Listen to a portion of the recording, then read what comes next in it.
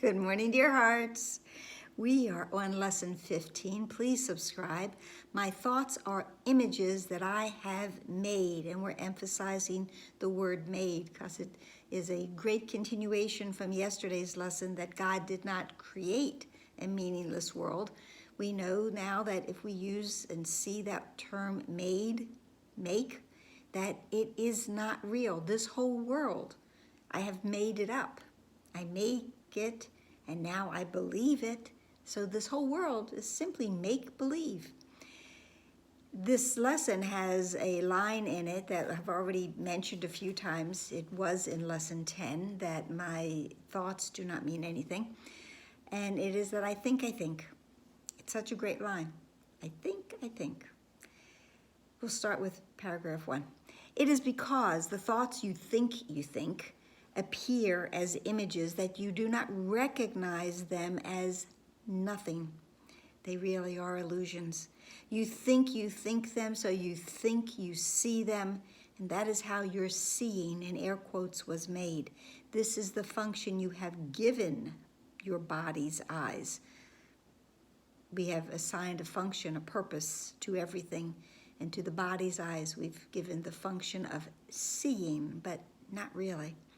It is not seeing, it's image making. It takes the place of seeing, replacing vision with illusions. Vision comes from a higher mind, from the Christ mind.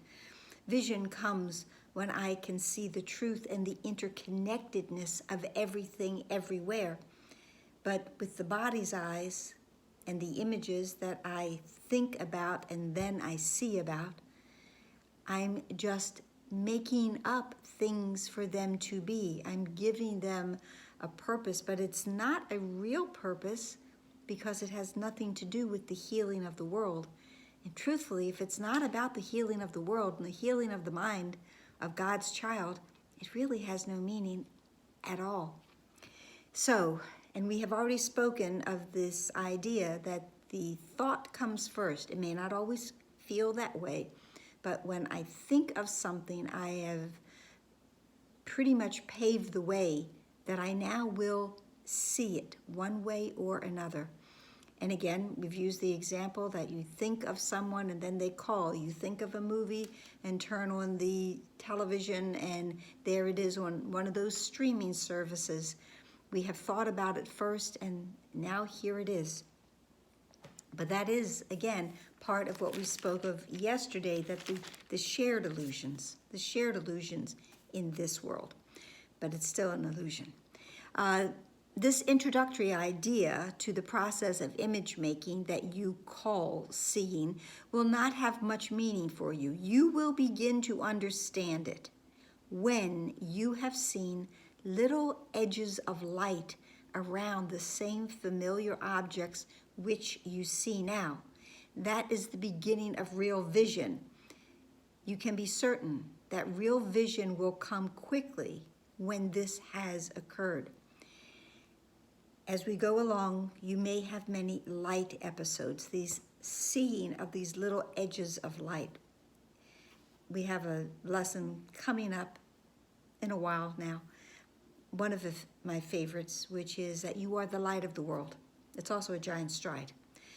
You are the light of the world. So because you're the light of the world, light resides within you, but so is that true of everyone else.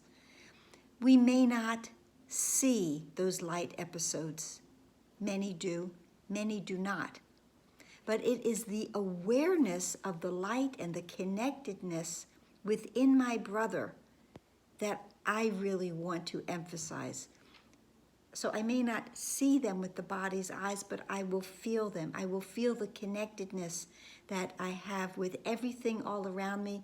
Again, one of my favorite phrases in the Course, all living things, and everyone who is within my world, all of these people, all of these beings, and I start to feel their light, whether or not I'm really seeing their light.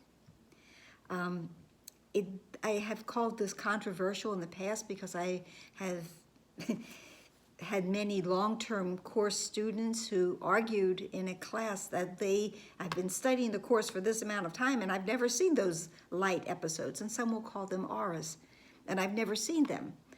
So it will make someone feel that they're not doing it right. And I don't ever want to do that. You're doing this. You're doing this right because simply you are doing this. So I don't want to I don't want anyone to think that they are not successful or will not be successful with this.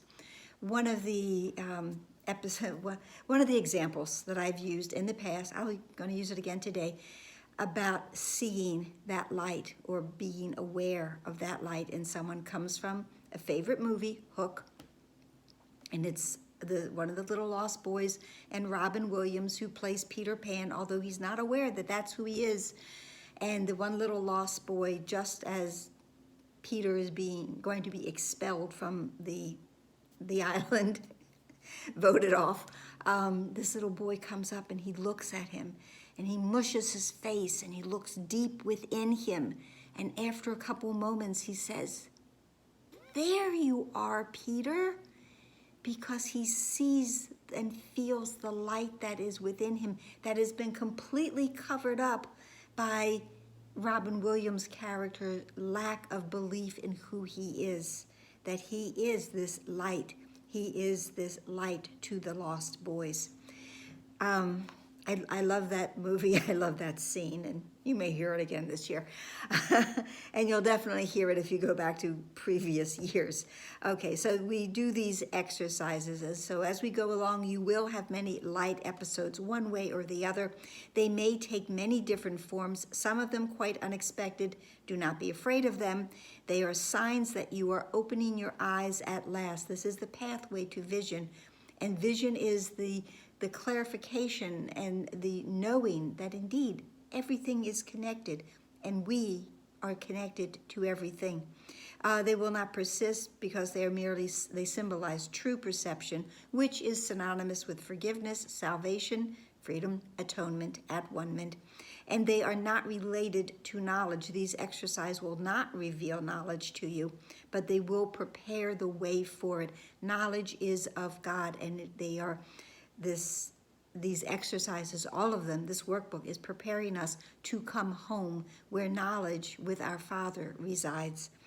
So the exercises, again, it's only a minute or so, 3 times a day, maybe 4 at the most, if you're comfortable with it, for a minute or so, looking around your room, wherever you are, and say that this blank is an image that I have made. That blank is an image that I have made. It is not real. That's not part of it, but it's my recognition that even though I see it and it seems to be real, it's only part of the vast illusion that the ego mind is presenting to me, hoping that indeed I will believe in that and not seek for what is real and what is true.